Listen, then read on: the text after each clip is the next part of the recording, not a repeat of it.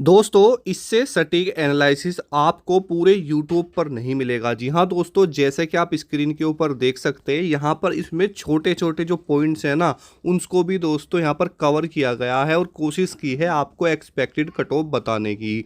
दोस्तों मैं ये बात दावे के साथ कह सकता हूँ कि भाई साहब, अगर आपके इतने क्वेश्चन ठीक है ना, तो आपको कोई भी नहीं रोक सकता सिलेक्शन लेने से। ठीक है दोस्तों, जैसा कि आप स्क्रीन के ऊपर देख सकते हैं, यहाँ पर बहुत ही बेहतरीन तरीके से ये आपकी एक्सपेक्टेड कट ऑफ बनाई है। साथ ही यहाँ पर आप देख सकते हैं कि आपका नॉर्मलाइजेशन कैसे होगा प्रीवियस ईयर कट ऑफ के अकॉर्डिंग। यहाँ पर सारी चीज़ों को लेके हम आए हैं। तो दोस्तों वीडियो बहुत इंपॉर्टेंट है और लगभग 3 से 4 घंटे के अंदर इस वीडियो को बनाया है। तो दोस्तों देखिए, आपको इस वीडियो को देखने में थोड़ा सा समय लगेगा, लेकिन दोस्तों आपके जितने भी डाउट है ना, चाहे वो नॉर्मलाइजेशन का हो, चाहे आपका कट ऑफ का हो, चाहे फिजिकल का हो, सारे डाउट आपके दोस्तों जड़ से क्लियर हो जाएंगे। तो वीडियो को पूरा देख लेना। ठीक है, देखिए दोस्तों, जब हमने आपकी जितनी भी शिफ्ट थी, जैसे आपकी 23 अगस्त हो गया, ठीक है, जैसे आपका 24 अगस्त हो गया, 25, 30, 31, ठीक है, तो हमने जब पूरे शिफ्ट्स का एनालिसिस किया तो हमें ओवरऑल शिफ्ट जो लेवल मिला वो दोस्तों मॉडरेट था। ठीक है, जो ये बोल रहे हैं ना कि भाई ये शिफ्ट हार्ड थी, ये आसान थी, तो ऐसा कुछ भी नहीं था दोस्तों। हो सकता है कि किसी शिफ्ट में रीजनिंग में 2-4 क्वेश्चन थोड़े हार्ड हो सकता है किसी में मैथ में हो, लेकिन दोस्तों ओवरऑल जो लेवल है ना, वो दोस्तों आपका मॉडरेट था, इजी भी नहीं था, हार्ड भी नहीं था, ले तो मॉडरेट था। ये बात आपकी पहली क्लियर हो जाती है। ठीक है, तो अपने दिमाग से इस चीज़ को पहले आप दूर कर लो कि हमारा जो एग्ज़ाम था वो हार्ड था या इजी था या मॉडरेट था। तो ओवरऑल जितनी भी शिफ्ट थी वो सारी ही दोस्तों मॉडरेट थी। किसी में थोड़ी हिंदी अच्छे लेवल पर थी, किसी में जी के अच्छे लेवल पर थी। और देखो, हिंदी और जीके का तो ये होता है, अगर आपको क्वेश्चन देखते ही आ जाए तो वो आपके लिए इजी है, और अगर आपने नहीं पढ़ रखा, आपसे नहीं हुआ, तो वो हार्ड हो जाता है। ठीक है, तो बेसिकली जो लेवल होता है वो तो रीजनिंग और मैथ के अंदर आपको देखने के लिए मिलता है कि उसमें कितने क्वेश्चन फंसाने वाले हैं, क्योंकि बहुत सारी शिफ्ट ऐसी होती हैं जिसमें 2 से 3 क्वेश्चन ऐसे दिए जाते हैं जो आपको फंसाते हैं। ठीक है, लेकिन किसी किसी में 4 से 5 हो जाते हैं, तो बस इसी को हम क्या बोल देते हैं कि सर मेरा हार्ड पेपर आ गया था। ठीक है, इसी को तो बोलते हैं। तो यहाँ पर जब ओवरऑल देखा तो भाई ओवरऑल आपका जो मॉडरेट यहाँ पर था। ठीक है, उसके बाद देखो, हमने आपका सब्जेक्ट वाइज चीज़ों को लिया है। ठीक है, क्योंकि देखो दोस्तों, कोई बच्चा रीजनिंग में ज़्यादा अच्छा होता है, कोई मैथ में ज़्यादा अच्छा होता है, कोई जीके में ज़्यादा अच्छा होता है, कोई हिंदी में। ठीक है, तो इसी तरीके से जो बच्चों के अटेम्प्ट है ना, वो 2 तरीके से बदलते हैं। कैसे बदलते हैं? या तो मान के चलो किसी बच्चे की शिफ्ट में रीजनिंग के 2 से 4 क्वेश्चन थोड़े डिफिकल्ट पूछ लिए, तो उसका जो अटेम्प्ट है वहाँ डाउन हो जाएगा। अब मान के चलो किसी की शिफ्ट में हिंदी के थोड़े 3-4 क्वेश्चन जो है थोड़े डिफिकल्ट पूछ लिए, तो उसका लेवल वहाँ डाउन हो जाएगा। तो इसी तरीके से हमने यहाँ पर चीज़ें ली। मान के चलो कोई बच्चा है, अगर उसकी कोई भी शिफ्ट इजी भी है, हार्ड भी है, जैसे भी है, तो वो कितने क्वेश्चन अटेम्प्ट कर सकता है, वो सारी चीज़ें हमने ली हैं। ठीक है, तो देखिए दोस्तों, यहाँ पर आपके सामने है, मान के चलो किसी बच्चे के एग्जाम में रीजनिंग में 3 से 4 क्वेश्चन फंसाने वाले आ गए या 5 क्वेश्चन आ गए। ठीक है, तो मान के चलो उसने रीजनिंग में क्या है भैया, 35 ही क्वेश्चन वो अटेम्प्ट कर पाया। यहाँ पर देख लीजिए। ठीक है, अब मैथ का जो लेवल था उसे थोड़ा इजी मिल गया कि भाई कोई ना कोई तो आपको जो है इजी मिलेगा, तो उसने 15 से 17 क्वेश्चन वहाँ पर अटेम्प्ट कर दिए। ठीक है, जीके में दोस्तों उसने 15 से 17 के आसपास करे, मान लो 15 ही कर दिए। और हिंदी में थोड़ा सा लेवल उसका और यानी अप आया, तो उसमें वो 26 से 30 कर पाया। ठीक है, तो बेसिकली दोस्तों जब हमने इस आंकड़े को जोड़ा तो ये बने 91 क्वेश्चन। ठीक है, यानी कोई बच्चा है जिसका लेवल थोड़ा सा क्या था, नॉर्मल था या एवरेज आप कह सकते हैं, या शिफ्ट की अकॉर्डिंग की शिफ्ट का जो लेवल है उसकी वजह से उसका अटेम्प्ट ऐसा रहा, तो उसके बनते हैं 91 क्वेश्चन। ठीक है, वहीं पर दोस्तों जब हमने यहाँ पर देखा कि किसी बच्चे की मान के चलो रीजनिंग थोड़ी सी उसमें डिफ़िकल्ट हो गया, ठीक है, और जो मैथ था उसका थोड़ा अच्छा था और क्वेश्चन भी थोड़े ठीक थे, तो मान लो उसमें 17 कर दिए, जीके में 17 कर दिए, और हिंदी उसकी अच्छी थी और ईजी आ गई तो 30 कर दिए, तब भी दोस्तों 99 क्वेश्चन बनते हैं। यानी भाई साहब कोई ना कोई सब्जेक्ट ऐसा रहता ही रहता है जिसमें डिफ़िकल्टी लेवल हो, चाहे वो रीजनिंग हो जाए, चाहे वो मैथ हो जाए। ठीक है, लेकिन यहाँ पर मैंने जो चीज़ों को लिया है ना, आप देख सकते सकते हैं, मतलब इसमें गुंजाइश की भाई कोई बात ही नहीं बचती। ऐसा ही अटेम्प्ट बच्चों का हो सकता है काट पीट के, ठीक है। उसके बाद हमने देखा कि माना कि भाई चलो रीजनिंग तो बच्चे की कोई आसान आ गई तो उसने 40 कर लिया, लेकिन फिर मैथ में थोड़ा गड़बड़ आ जाएगा कहीं ना कहीं। एक सब्जेक्ट तो भाई 1 से 2 सब्जेक्ट होता है डिफिकल्ट जो एग्जामिनर पेपर बनाएगा। तो उसने क्या किया भाई, वो मैथ में कर पाया 14 ही क्वेश्चन, ठीक है। उसके बाद उसने जीके में 19 कर लिए, भाई जीके में अच्छा था, और हिंदी में वो 25 कर पाया, ठीक है। तो उसके कितने बने, 98 क्वेश्चन बने, ठीक है।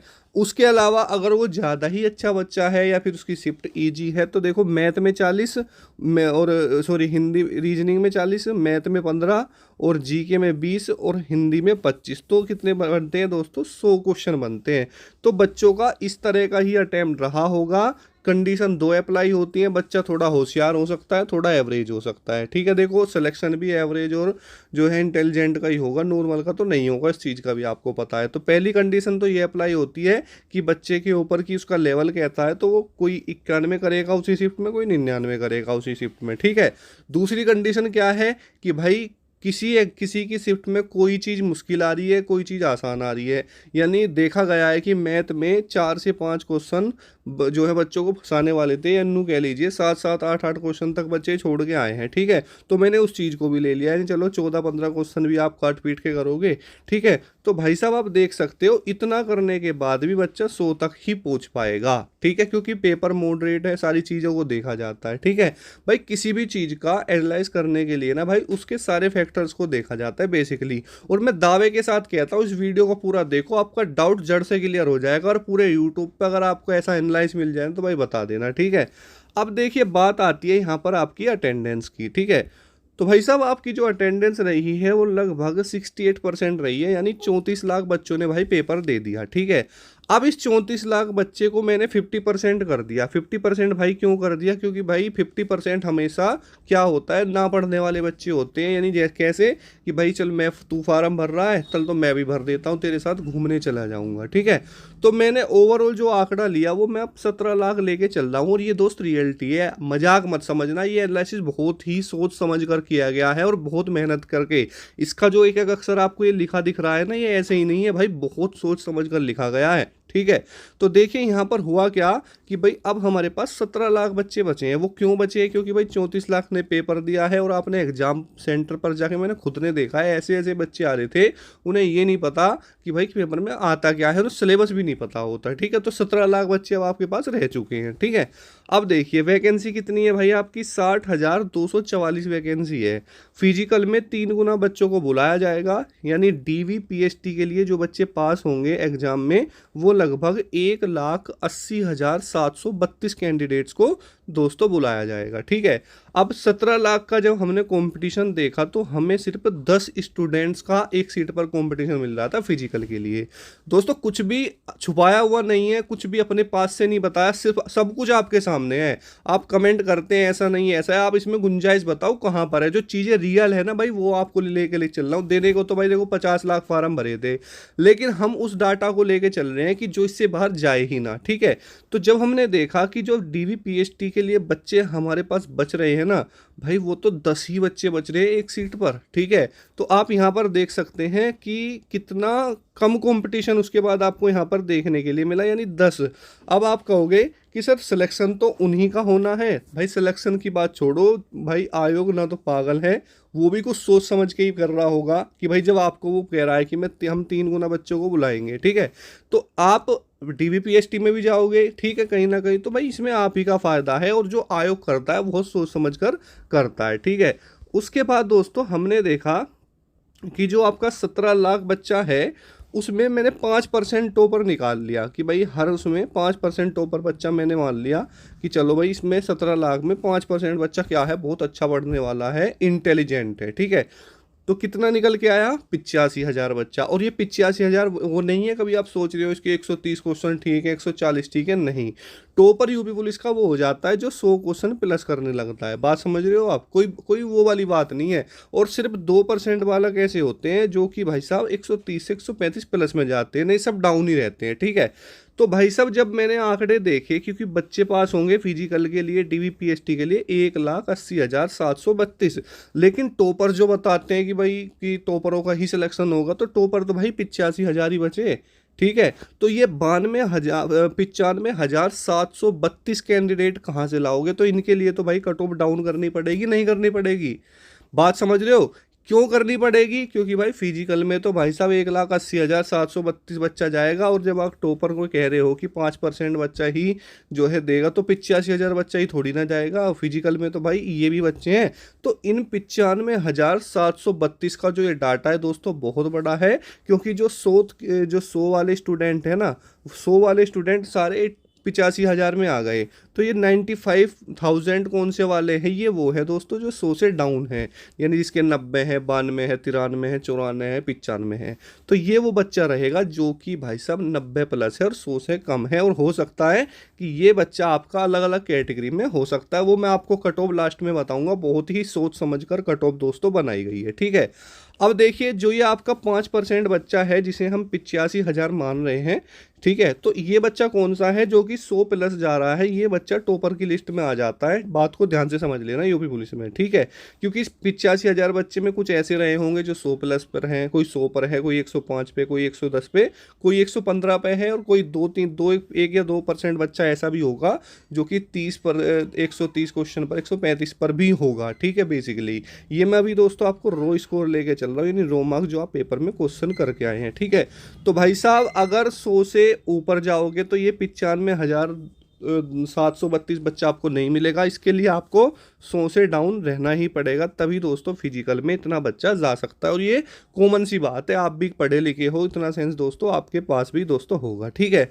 अब देखिए रो मार्क्स में और नॉर्मलाइजेशन में क्या फ़र्क होता है, वो चीज़ें आपको समझनी है। ठीक है, तो बेसिकली दोस्तों मान के चलो आपके काट पीट के एग्जाम में 95 क्वेश्चन आपने ठीक कर दिए। ठीक है, ठीक करने के बाद में 5 नंबर का आपको नॉर्मलाइजेशन मिल गया, तो आपके क्वेश्चन ठीक हो गए भाई साहब 100। ठीक है, तो यानी 200 नंबर आपके हो जाएंगे। और एक बात का ध्यान रखना, जो ये बच्चा है ना यहाँ पर 95 पर, ये बच्चा वो होगा जो कि 110 क्वेश्चन या 120 क्वेश्चन पेपर में अटेम्प्ट करके आया होगा और काट पीट करके उसके 95 बन रहे होंगे। ठीक है, तो लगा तो उसे भी यही होगा कि भाई मैं तो 120 करके आया हूँ। ठीक है, तो कहीं ना कहीं भाई गलती होती है जब आप इतने बड़ा पेपर देते हो। भाई 150 क्वेश्चन पेपर में आते हैं। ठीक है, तो अगर आप 110 भी 120 भी अटेम्प्ट करोगे तो 10-15 तो भाई गलत हो ही नहीं होने, 10 तो हो ही जाते। ये छोटी सी कॉमन बात है।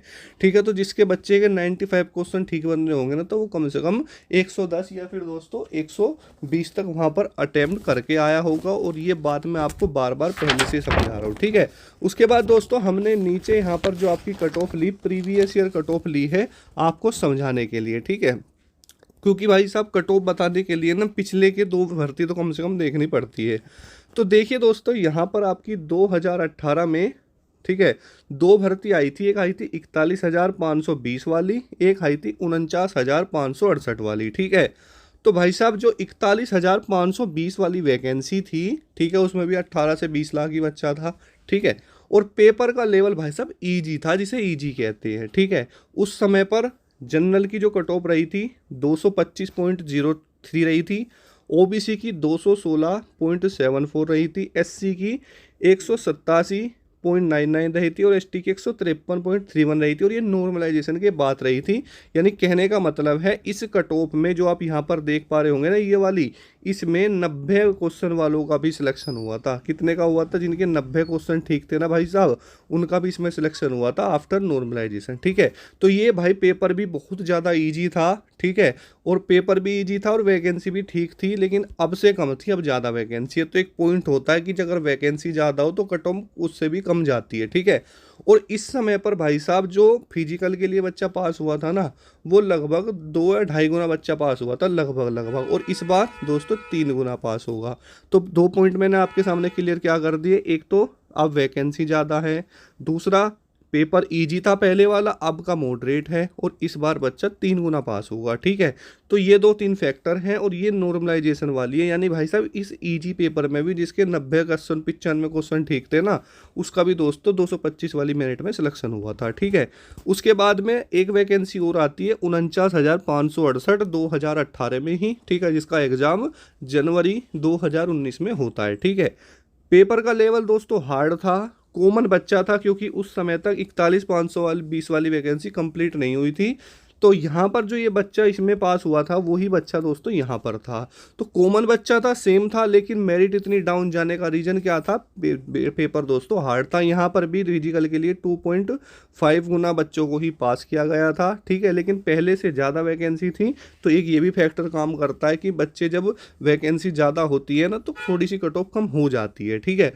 तो पेपर यहाँ पर हार्ड था। अब देखिए बात आती है 2020 की, ठीक है। अब आपको समझनी होगी कुछ चीज़ें। अब 2020 में दोस्तों क्या होता है, सॉरी 2024 में क्या होता है, वैकेंसी आती है 60,244, ठीक है। और पेपर का लेवल क्या है? मॉडरेट है, यानी 41,520 वाली से तो ज़्यादा है, लेकिन 49 वाली से थोड़ा डाउन है, ठीक है। पहली बात तो ये हो गई। दूसरी बात क्या हो गई? वैकेंसी पहले से ज़्यादा है, ठीक है, ध्यान रखना इस चीज़ को, वैकेंसी ज़्यादा है। और तीसरी बात क्या होगी कि फिजिकल के लिए 3 गुना बच्चा जाएगा इस बार। अब आप में से कुछ ज्ञान देंगे कि सर इस 60,000 वाली वैकेंसी में तो बच्चे बहुत दिन से बैठे थे, इंतजार कर रहे थे और एकदम से बहुत तैयारी वाले। तो भाई जो 41,520 वाली वैकेंसी आई थी ना, उसका भी बच्चे बहुत लंबे समय से ही इंतजार कर रहे थे, ठीक है। तो ये कोई बात नहीं होती, पहली तो बात ये समझ लीजिए। क्योंकि एसएससी की लगभग हर साल वैकेंसी आती है और जो बच्चा सिलेक्शन लेने वाला आता है उसमें ले लेता है वो, ठीक है। तो इस समय पर भी दोस्तों ये वैकेंसी 41,000 वाली बहुत लंबे समय के बाद आई थी, ठीक है। तो भाई देखो, तो ओवरऑल चीज़ें क्या रहेगी?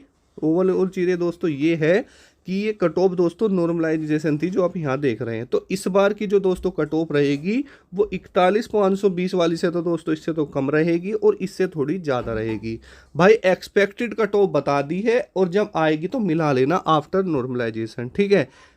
तो देखिए दोस्तों, मैं आपको अब दो चीज़ें बताता हूँ। सबसे पहले तो मैं आपको यहाँ पर बता देता हूँ कि आपकी फिजिकल के लिए कट ऑफ क्या जा सकती है, ठीक है। ध्यान से समझ लेना बात को, ठीक है, आफ्टर नॉर्मलाइजेशन। और इसके बाद मैं बताऊँगा कि रो मार्क्स पर अगर आपके इतने क्वेश्चन ठीक है ना तो आप अपनी फिजिकल की तैयारी कर लेना, ठीक है। आप देख लेना जनरल की जो दोस्तों कट ऑफ रहेगी ना इस बार की, वो लगभग दोस्तों 205 के नंबर के आसपास रहने वाली है फिजिकल की, ठीक है, आफ्टर नॉर्मलाइजेशन। अगर दोस्तों हम बात करते हैं ओबीसी की, तो ओबीसी की रहेगी लगभग दोस्तों 195 के आसपास, 195 के आसपास, ठीक है। उसके बाद ईडब्ल्यूएस की भी लगभग आप सेम ही मानना, क्योंकि भाई अभी इसका अंदाजा हम नहीं दे सकते क्योंकि पहली बार ईडब्ल्यूएस आया है, ठीक है। तो वो आप देख लेना, इसके आसपास ही रहेगी बल्कि ओबीसी के, ठीक है, 190 रह सकती है, इसी तरीके से रहेगी। एससी की बात करूँ तो 170 के आसपास एससी रहेगी और एसटी की बात करूं तो लगभग 140 के आसपास रहेगी।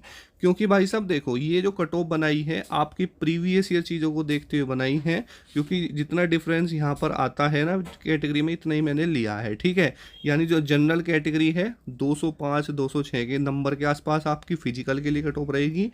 ओबीसी की 195 के आसपास, ईडब्ल्यू की एस की भी 90 190 ऐसी ही रहेगी, ठीक है। और एससी की 170 के आसपास और एसटी की दोस्तों 140 नंबर पर आप फिजिकल में चले जाओगी। और ये मैं आपको दोस्तों आफ्टर नॉर्मलाइजेशन बता रहा हूँ। अब कहने का मतलब नॉर्मलाइजेशन का क्या है, यानी जो बच्चा जनरल में है और उसके 95 क्वेश्चन ठीक है ना, वो भी भाई साहब वहाँ पे जाएगा। अब का आप कहोगे सर कैसे चला जाएगा, आप तो 205 कट ऑफ बता रहे हो।